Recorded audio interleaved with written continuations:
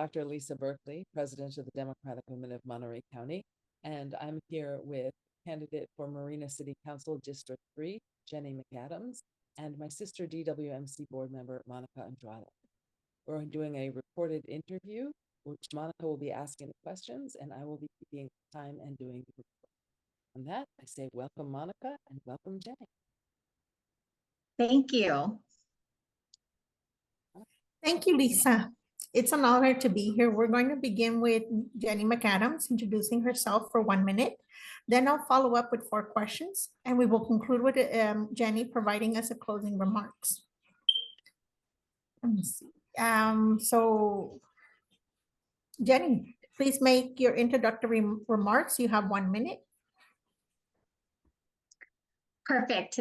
Thank you, everybody. And thank you to the Democratic Women of Monterey County for your service. I know until November, you're going to be very busy. And I already had some signs dropped off at my house, and I'm really appreciating the work. My name's Jenny McAdams. I'm running to continue to represent District 3 on the Marina Council, and of course, all residents in our great city of Marina. Over the years, I've had the privilege of serving the Marina community as well as the city of Pacific Grove on my tenure on their council during 2018 to 2022. I'm a mom, I'm a renter, and someone who has faced challenges with healthcare firsthand. You know, I really understand the everyday struggles of our residents.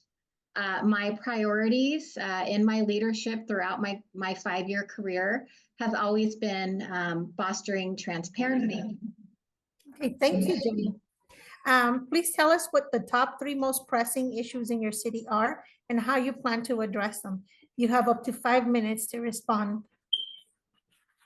Thank you. So, you know, housing is a great issue regionally. Fortunately, though, the city of Marina has been excelling in this. We're actually going to beat our RENA by 2,000 units. What I am seeing, though, is this real divide of the homes that are being built for families who may not qualify for our affordable programs.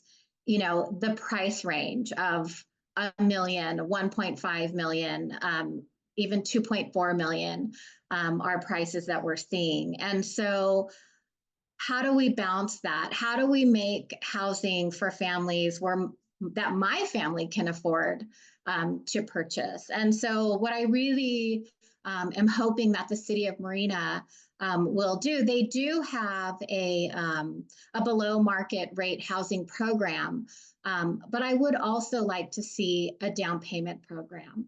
Just because, you know, in order to come up with 200,000, 300,000, you know, the minimum 20% for a down payment is incredibly hard for our local workforce who are struggling to pay the high rents as it is.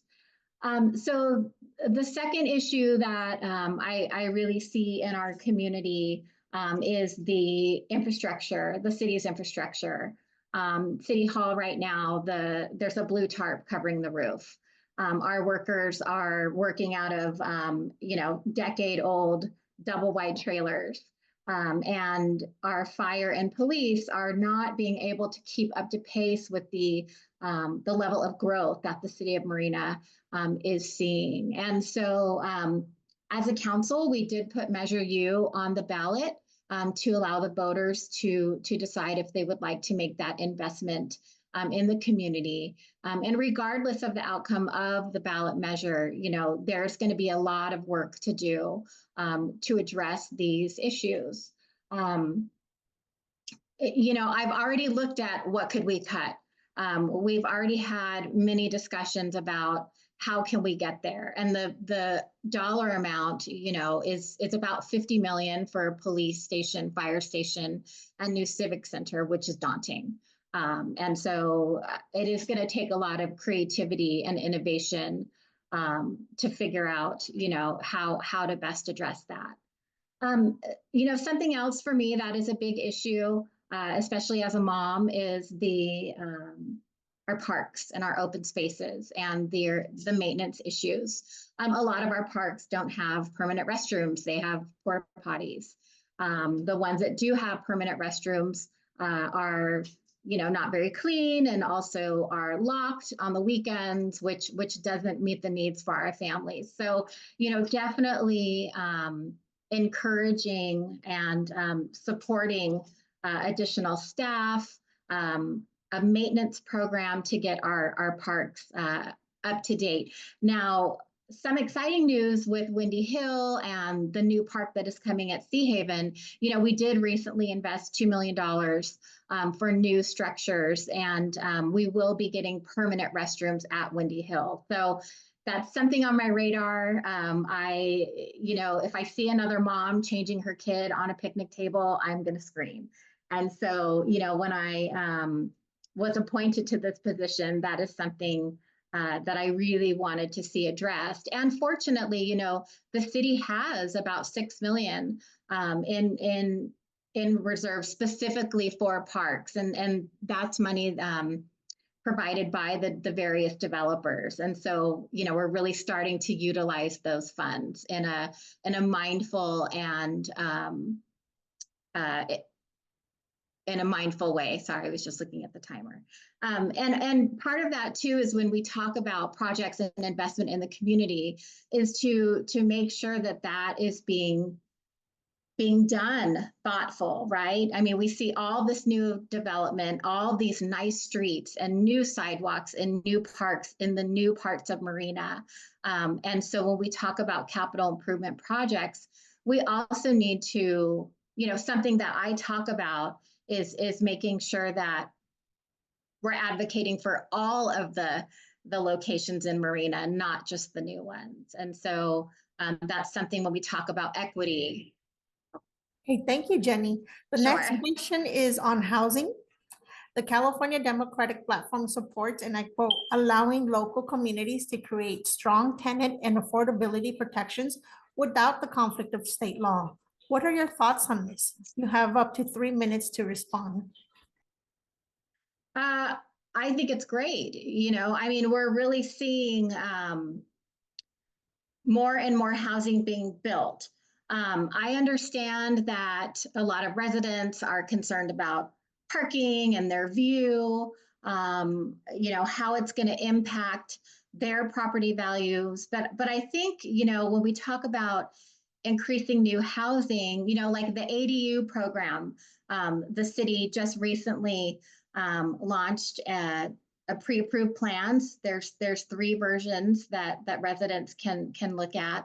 And so for me, when I think about people who perhaps bought their home a long time ago and are on fixed income, this is a great opportunity for them to, especially if their house is 2-story, they can build a single story ADU, live in it, and perhaps increase their income, their fixed income, by renting out their larger home to a family or a multifamily. Something that also I think for Marina that's unique is that we have Abrams Park, we have Preston Park, so we really have diverse housing. And so those 2 rental communities, the city of Marina owns, and included in them are 55-year, deed restricted units. And so it really allows the city to continue to, offer those affordable units to our working families. The next question is on climate change. What are the main threats from climate change in your city, and how will you address them? You have up to 3 minutes to respond. I mean, climate change is everywhere, and there's, a multitude of issues that we see in the city of Marina, particularly, when it comes to the ocean, our coastline. We are seeing more and more weather events, power outages, which my folks have been in Marina for 20-something years and hadn't experienced, power outages before. I also think about, traffic. And so when we talk about, congestion, we talk about air quality, we talk about, for me, something with climate change as well is environmental justice, right? And so when we talk about projects such as the desal plant and that complicated and long issue, for me, it doesn't make any sense why that company would want to come to the city of Marina and put their infrastructure in a city that doesn't service their customers, And so for me, when we talk about climate change, environmental justice, that is huge for me. As far as Marina, with regards to, to fire, the tree canopy here is fairly light. And I know that our fire services do a really good job at mowing and maintenance and fire prevention. But we did recently see a fire in Fort Ord. Fortunately, it didn't get over to East Garrison, but that is something that I think that our community needs to be more mindful of and proactive of as we, continue down this path of the impacts of climate change.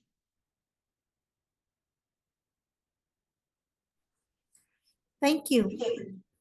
The next question pertains to women and racial rights or the significance of diversity, inclusion, and equity. Is there a gender and or racial gap in your commissions, committees, or boards in your city? If so, how will you address this? You have up to 3 minutes. Yeah, absolutely there is. I think what we find in a lot of cities is the people who can attend meetings at 4 p.m. or 3 p.m. or whenever they are tend to be white and older and retired.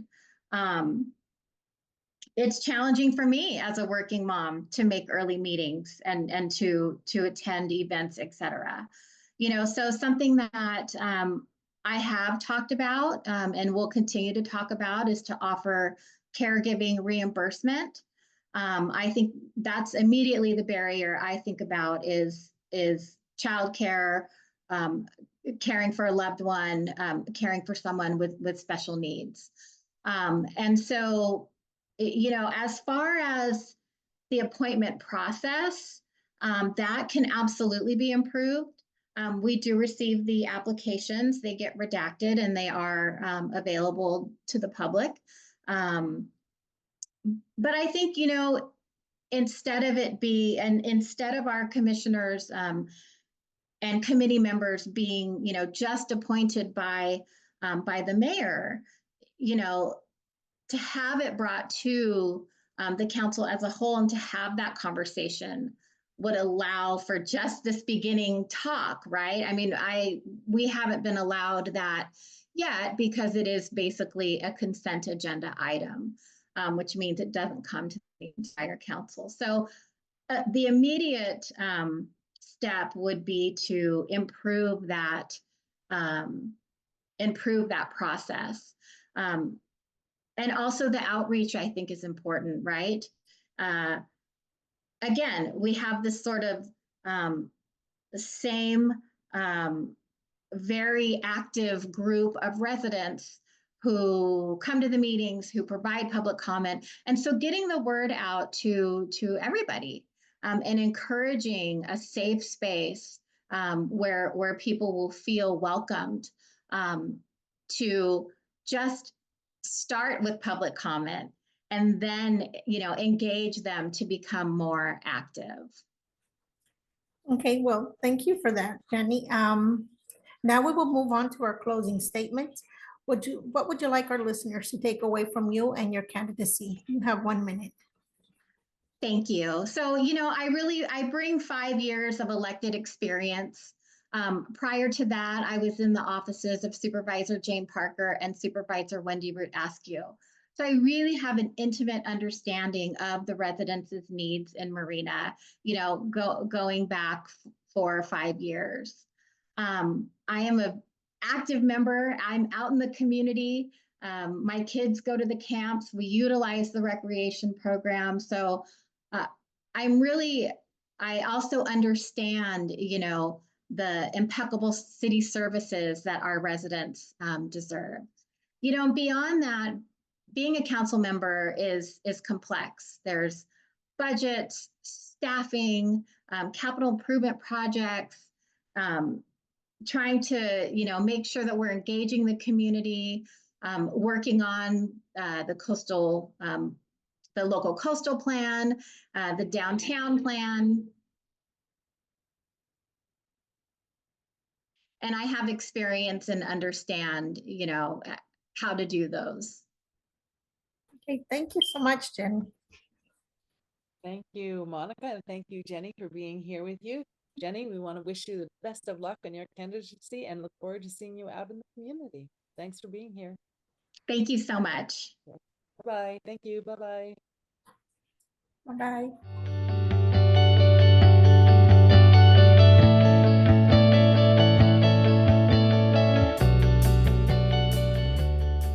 Hello, everyone. I'm Dr. Lisa Berkeley, and I'm president of the Democratic Women of Monterey County.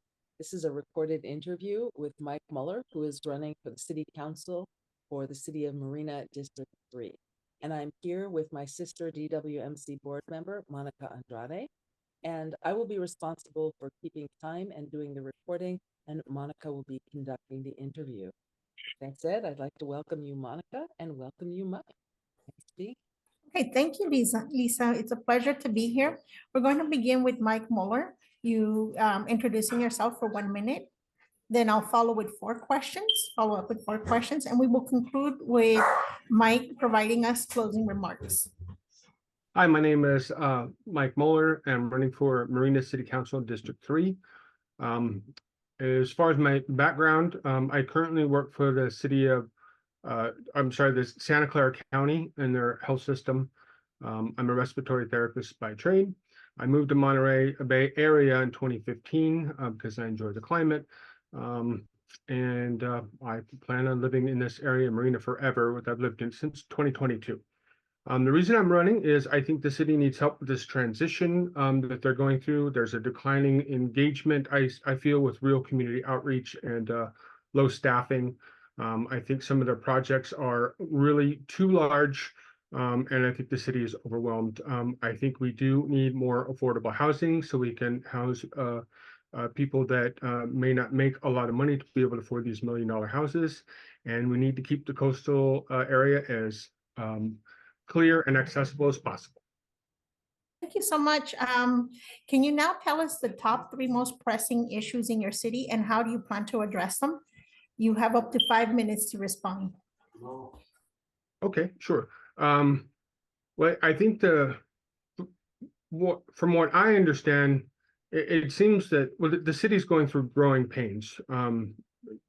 It's doubled in square mileage since picking up the Fort Art properties. There's been a lot of ups and downs in the expansion and the building of the area, and arguably there.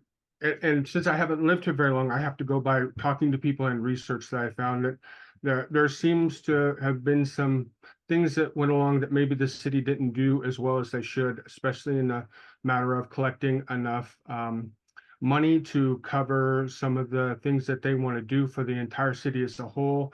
Some public work stuff, some expansive, some infrastructure stuff that they're needing to take care of right now. They're asking for a bond to cover some things that some people feel could have been collected, much of which from some of the builders. We have a pretty large capital improvement list. I think it's well over 100 items, but seem to have little batches and buckets of funding. And I really think that the city should make that list smaller and move some of that money towards things to get things completed faster so we can move on.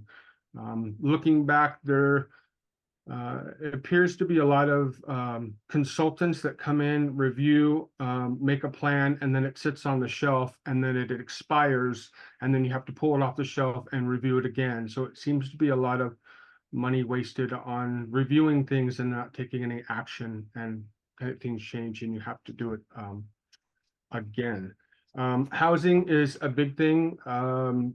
We have houses that are now well over $1 million. That's the starting point for the Dunes. Now is 1.2 million roughly. In where I live in Marina Station, Central Marina, houses are easily 900,000 to over $1 million, even for, my house is 50, 60 years old, or something to that effect. And that is unsustainable for families that want to move here that may only make, $50, $60, $70,000 a year. How are you going to raise a family? Our young population is declining. Schools in the Monterey Peninsula itself are closing I'm sure there's more reasons, just that kids are having, people are having less kids and less young families can afford to move here. I'm sure there's other factors, as private schools being shifted away from public schools. But that's an ongoing issue. Our healthcare is very expensive here. Monterey County itself is one of the most expensive healthcares in California or even the country. And with an aging population in this area, I want to make sure that people can get access to healthcare more affordably. And I do think we need a more of a presence of healthcare or a hospital to compete with the existing hospitals that are here. I would love to see, I don't want to pick any particular hospital company or organization, but somebody should come and build a more healthcare in the area. I do think we need smaller homes. We have a lot of large homes. I do know people that are getting into their 70s, 80s, and they still have their single family homes around here. And they would love to move into a smaller area or a smaller home, but there's no smaller homes here. We have some senior apartments nearby, but there's not enough. So we need to consider the demographic change in age and how we can move people away from a large unmanageable home with a yard when they're living by themselves to something a little more manageable for them long term. I'm sure I'm missing something, but those are the things that come to mind. Okay, well, thank you for that.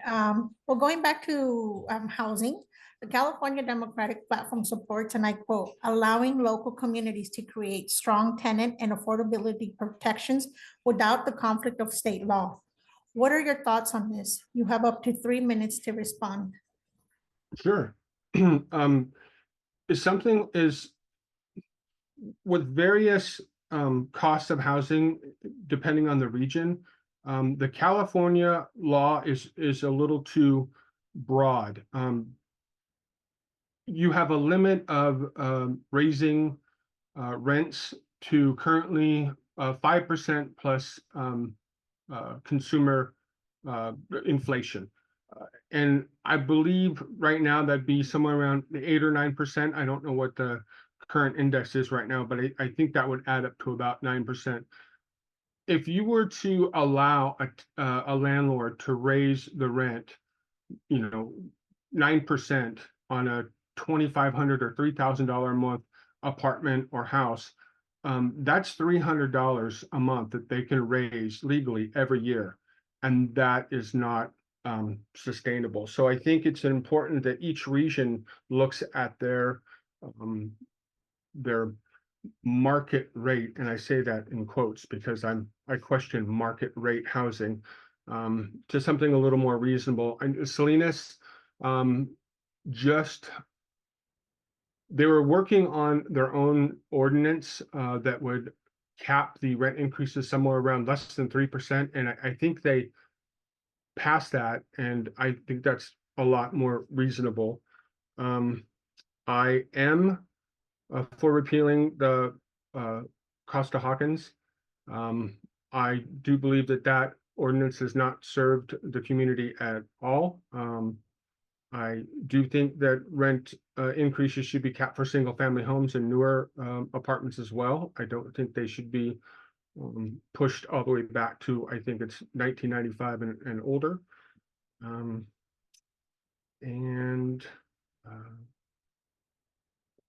I think off the top of my head, I think that's probably it. I have a pretty good idea as to the local housing, tenant protections and rent stabilization, but I don't know everything to be an expert. But I am for tenant protections and rent stabilizations. And as a full disclosure, I own a rental house in Salinas, and I do keep the rent very low, as low as I can, and I do not take advantage of any of the high rent increases that the California law really kind of unfairly allows me. I just don't think other landlords would be that thoughtful. So that's it. Thank you. Thank you, Mike. Thank you, Mike, for this. Moving on to the next question is about climate change. What are the main threats from climate change in your city, and how will you address them? You have up to 3 minutes to respond. Directly in our city, well, I mean, CO2 is the biggest, is the largest threat to climate change. Traffic is getting pretty bad around here. Unfortunately, I commute to San Jose. I do only do it 3 days a week, but I'm somebody that has to get in their car and drive 65 miles each way to work. I have a pretty gas efficient car, but it is a gas car. So I got to say, I'm guilty. I do look forward to retiring as soon as possible so I can stay within the region. I walk as much as I can to try to stay out of my car. As far as I want to say that we do pretty good around here in the Central Coast. We're pretty green, I would say. We have a lot of open space. I would like to see that open space stay as open as possible. I would love to see better public transportation. I personally feel that the MST plan along West Highway 1 between Marina and San City was not going to reach the goals of improving public transportation. I think they could have done a lot better. I think housing would save a lot of travel from outside the region to here because we're a tourist heavy industry. There's a lot of employees that work in these areas in the hospitality industry that they have to come from outside the area. If you're coming from South County, some of the areas that are building out there, Greenfield or, King City, and you're coming in to commute to work in the Monterey Peninsula, you're crowding up Highway 68, traffic's backing up, cars are idling, and that's not going to help either. How we can solve that? A really efficient public transportation way, maybe shuttle buses for the hospitality industry. I'd hate to say widen the roads, because if you widen the roads, you're just going to get more cars. But we do need to do something about the highway congestion. A desalination plant is not going to help. That's so energy hungry. I certainly don't think that level of energy needs is going to help us. So avoiding any more energy hungry projects would help too. That's it. Thank you, Mike. So the next question pertains to women and racial rights, the Mhm. significance of diversity, inclusion, and equity. Is there a gender and or racial gap in your commissions, committees, or boards in your city? If so, how will you address this? You have 3 minutes to respond. In the committees, can I just clarify, are you talking about some of the ones that I'm involved in personally, or the ones that are the city-led commissions, like the tree committee or is that what you mean? I believe it's the what's in place in the cities that you're running for this, in this. Oh, okay. Well, the city council, I mean, they have a pretty diverse uh, council and mayor, and it seems to be, I mean, right now, if you were talking about between men and women, it's 60% women. As far as racial, there's a mix there. Other commissions and boards, the planning commission is a pretty fair mix. I don't see any bias towards any certain gender or race. I Marina is a pretty diverse community. I'm sure there's there's certain people that may not publicly talk about their racial biases, but it seems that it's not really a loud problem around here. I don't know about city staff itself. If I try to think of the diversity of the city staff, I can only go by what I see as attending the city council meetings, as far as the chief of police, chief of the fire, who else? Finance, of some of the people that show up there. I haven't really noticed anything off about the city. Maybe I'm wrong, but I don't. I can tell you that it's important that we don't dismiss or just assume that everything's okay just because it looks good on the surface. I think it's important to include everybody regardless. I do know that my time on the Chamber of Commerce, we do seem to have difficulty getting any of the diverse business owners on the council, and I don't know if it's just because they don't want to be, or I'm sorry, the chamber, because they don't want to be a part of it, or they don't have the time. I'm not sure, but I do feel that actually our Chamber of Commerce does not feel diverse, and I don't know how to fix that.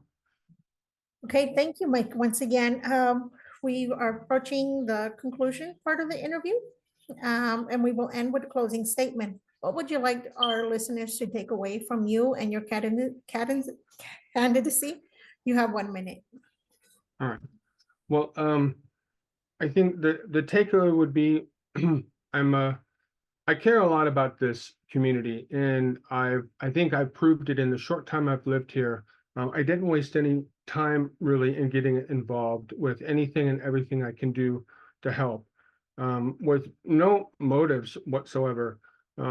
I didn't really intend to run for city council. I thought about it last year, but really my idea of running for city council is just to take my volunteerism to the next level. I think that my enthusiasm for the community would be better served at the table rather than a citizen. I'm very proud of what I've achieved so far as just a community volunteer, and in both the community activities and my civic engagement. But I feel that being on city council would put me in a better position to take that enthusiasm and try to make some positive impacts. Well, thank you very much, Mike, for your time, and thank you, Monica, for asking the questions. I wish you best of luck in your candidacy, Mike, and hope to see you out in the community. Thanks again. Oh, you will. Thank you. Terrific. Bye. See you later. Thank you.